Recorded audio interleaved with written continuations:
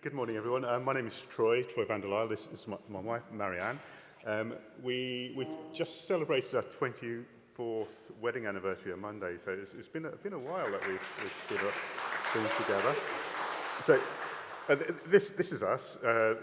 We have a daughter, Lily. She's 16, so she's doing well at high school, doing her hires and looking at universities and stuff. So she's doing really well. She's our proud. Well, I don't know about yours, but my proudest thing that we have together. Anyway, work-wise, I started out as a maths teacher, and then when I discovered you could earn more money and have less hassle doing something else, I went into financial services. So I've been working in financial services for around about 25 years, something like that. It's not a great love of mine, but it earns the bucks, and so you carry on doing that sort of thing until you don't have to anymore. In terms of what I do for pastimes, I really enjoy cycling. I do quite a lot of cycling. I don't do as much as I used to, but I do enjoy cycling, and I enjoy playing cards as well. So in particular bridge. So I play a lot of bridge as well. My wife's not too happy about that bit because I'm away quite a bit. Happy about it. So let's talk a bit about diagnosis now. I was diagnosed in 2017, and I guess I had lots of the classic symptoms that have been going on for quite a while. I was really tired. I was falling asleep on buses. I had rashes in odd places on my elbows and my palms and stuff, and really itchy palms as well. I've got shingles while I was on holiday once. I came back, and then I went to the GP quite a lot of times, about 4 or 5 times in about 2 years. And each time they said, "Oh, don't worry about it. You'll be fine." But the last time I went, I had backache, which had been troubling me for about 4, 5, 6 months. This GP was looking through my notes, and he was kind of putting 2 and 2 together. He was the one, and you've been here quite a few times now, haven't you, in the last few months? I said, yes. So he did lots of blood tests, when the results came back, I got a letter from the Western General saying, "We have an appointment for you." And I was there going, why do I have an appointment at the Western General? So make sure that your GP has your phone number, by the way, because that's what they're meant to do. They're meant to phone you up or call you or turn up at your door to tell you that you have cancer before you go into the Western General. So I went into the Western General, and I was being poked and prodded and stuff like that. And they were taking more bloods and said, "How are you feeling?" and checking lymph nodes and stuff. And I was going, why am I here? I don't know why I'm here yet. And he sat me down and he took a deep breath and said, "You've got leukemia." And at that point, I didn't know the difference between CLL and any other type of leukemia. So as with Rory, I kind of broke down, and I was going, well, what happens now? And he kind of said, "I'll see you in 3 months." And I was going, what on earth is going on now? So I was put on watch and wait for quite a while. But in the meantime, I was going, I don't really know what's happening. So I had to do a little bit of my own. It's not really research, but looking at the books on CLL from Maggie's and from Macmillan and stuff, reading about it and understanding what it was, and understanding what watch and wait was from that perspective. I told work, different from Rory, I told work almost immediately, and they were actually really good. The policy at work was if you're off sick for more than 6 weeks, then you're on half pay, and then no pay after that. They made adjustments to that, and my line manager went to the chief risk officer at the time and said, "Cancer, blah blah blah," and they came back within a couple of weeks and said, "If you're off sick for any reason, this does not count." So I had free rein, really, which was lovely. So whenever whenever I started treatment, they said it will not come off your sickness entitlement. It doesn't count for you, which was brilliant. I had a great exception to the sickness policy there. I think it helped in some ways that there was another girl within my work who was diagnosed with cancer within the same week, so they made exceptions to the policy for both of us at the same time. Let's move on. It's not working. Try again. Yeah, I am trying.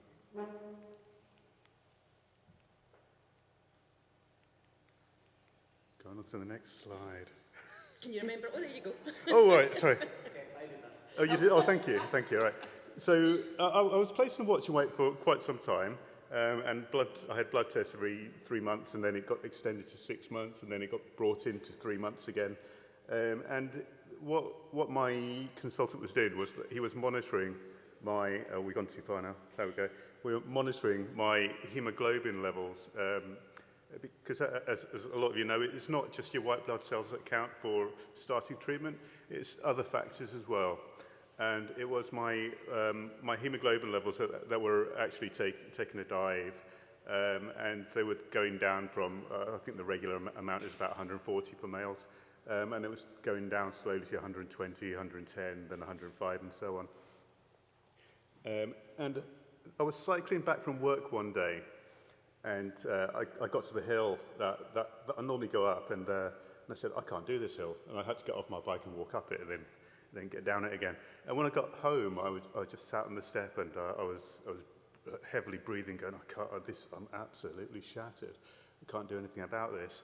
And it was that October, when I had my blood test in October 2021, that my hemoglobin levels had gone down below 100. So he said that now it's the time to start treatment. That's when my watch and wait stopped, and that stopped in November.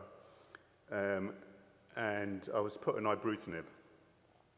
I didn't last very long on ibrutinib.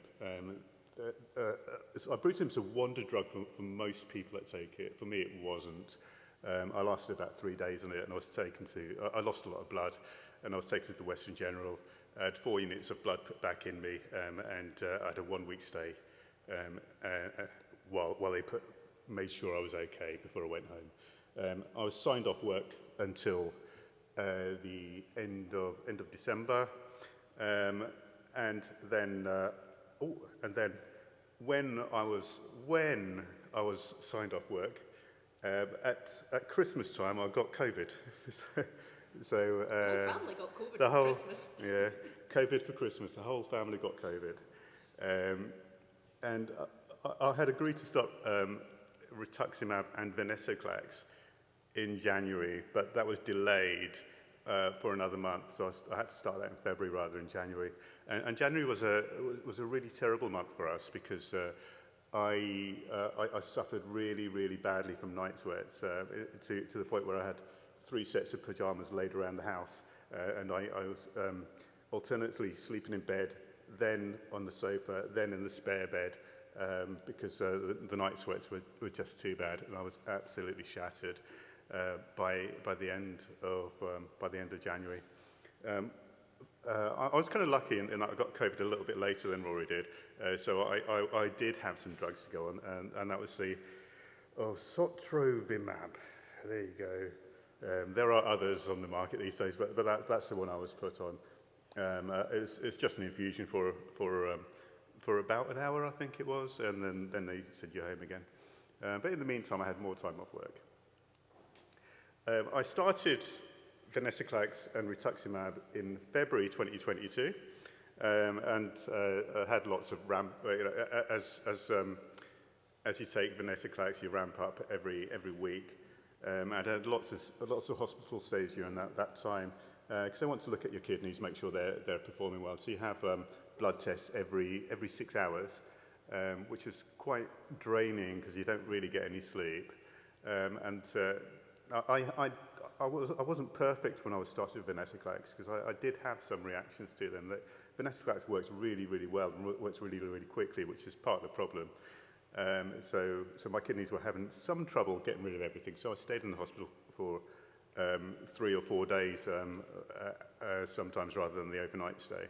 And 3 or 4 days when you're taking bloods every 6 hours is quite intense and quite tiring. But once I'd left the hospital, I had my monthly rituximab treatments and also was taking allopurinol and cotrimoxazole. Actually, I missed one thing. So when I was in the hospital, and when you're before you get put on venetoclax, they give you infusions of respiricase, I think it's called. And I had reactions to that as well. So my temperature went up, and if you've got leukemia and your temperature goes up, the doctors and the nurses get really, really worried. But every time I said, no, it's just the respiricase. But they had to take bloods just to make sure. That was another interesting thing where I just had reactions to respiricase all the time. And every single time they were going, how are you feeling? Are you tired? And I was going, no, I'm fine. I'm just a bit warm. That's all. It's a respiricase. Don't worry about it too much. But that was kind of an interesting thing that happened to me as well. So for most people, it works fine. For me, it worked fine. I just had a raised temperature when I was taking it as well. So apart from a few minor side effects, venetoclax and rituximab worked really, really well for me. I kind of breezed through it, and I stopped taking venetoclax in April? Might have been March or April this year. It's March, yeah. And I've been off drugs since then, really, and it's worked really, really well. I can't say I don't feel tired at times, but I feel a lot better than before I started treatment, and I can now cycle up the hills now again and walk up the hills. In September of last year, as banks do, they reorganise all the time, and they said, oh, there's going to be a redundancy in your department, and I said, I'd quite like that. So I was made redundant in September last year, and as I said, I grabbed that with both hands. Marianne finished work. Well, she was jealous, because we'd agreed that we're going to stop work in March 2024. Mine just happened to be 6 months early, and my work didn't know. Why would I tell them that I was going to resign when they were going to offer me redundancy instead? You know, that was a bit of a bonus for me. And Marianne finished work in March. So since then we've been, well, I guess we've been retired, but I've started doing some other stuff as well. So I now tutor maths. I've gone back to my teaching background. I found I really enjoy doing that. I teach bridge at the local bridge club, and I really enjoy doing that as well. And we also, something which we possibly should have done a long time ago, but we've also joined Edinburgh Leisure, so we go to the gym pretty much every morning now, and get our exercise in. So that keeps me going as well. So I guess that's me, and we can hear now from my better half. Thanks, dear. So yeah, I'm just going to, I guess, give a little bit about the carer's perspective. Interestingly, was looking at one of the posters outside about how people have heard about their diagnosis, and as Troy said, his, again, was not a great situation. I'm a hospital pharmacist by background, so when Troy had got the letter to go to haematology at the Western, I knew exactly why we were going. He didn't. I couldn't tell him. Obviously, when the diagnosis came through, it was devastating. It's hard to take. Troy was really upset. I was relieved, because I'd gone to the worst case scenario of what hematological cancer he had. So I knew a little bit more about CLL, so I'm like, okay, it's not great, but it's not the worst.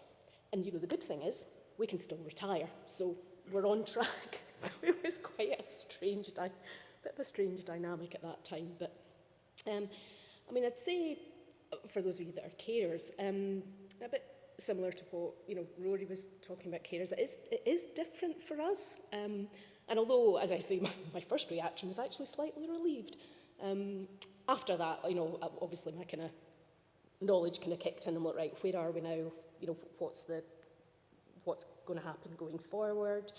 And I did quite a bit of research myself, and since I'd worked in haematology many years ago, but things had progressed hugely. So I was very encouraged by advances in treatment.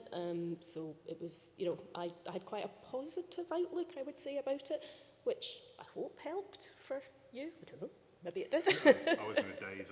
You were in a bit of a daze. So, and I know, obviously for some people it's different. They prefer to keep, these kind of things are personal, they don't tell, but I found it much more helpful to tell people. We told family, we told friends, they were hugely supportive. One of our good friends, Jen, who's a financial advisor, can I do anything to help? Well, actually, yes. So we went, we got all our finances sorted, which, as Troy said, has enabled us to retire. We had a plan to go retired at 58. Bit of the flip side of a CLL diagnosis and having critical illness cover is you can sort your finances and retire 5 years earlier. So that was it's a bit of a strange bonus, but there we go. Using support networks, really important. I cannot sing the praises of Maggie's highly enough. They are just a phenomenal space, place, organisation. The one in Edinburgh, we spent a lot of time in there. I was really, support at work, I told my work really early, they were fantastic. I got all the time to go and, go with Troy to his appointments. And I guess I found it helpful for me being there, I think just with my background, in terms of kind of medical or pharmacy background. I wanted to know what the plans were about the medicines, so I knew what to expect. I wanted to know what his blood results were, because we would go and they would just say, oh, your bloods are fine. And I'm like, no, actually, what's the neutrophil count? What's the platelet count? And they're like, oh, why do you want to know? And I'm like, well, a pharmacist, And obviously, I'm not allowed to look it up at work because that's totally against the IT rules. But so yeah, I found that helpful for me to know. So yeah, my work were great. I was allowed appointments. Kind of came around about the same time as, I guess, COVID, when your appointment started. So hybrid working became a thing, even in the health service. So yeah, I was able to do flexible working from home, which was really, really great. And yeah, just a big shout out for Maggie's. The tea and biscuits are phenomenal. And the listening ear is really good. They do Borders biscuits at the one in Edinburgh, which is fantastic, Yeah. by the way. Yeah. So they're great. So yeah, just from a carer's perspective, I just think it's really important as a carer to get all the support as well that you need, for you, so you can then support your partner through what they're going through. But yeah, it's not been an easy time, No. especially not when you were in hospital. But yeah, the treatments these days are amazing, and yeah, we're actually really lucky now that we're retired and actually leading an active, fulfilled life. So thank you.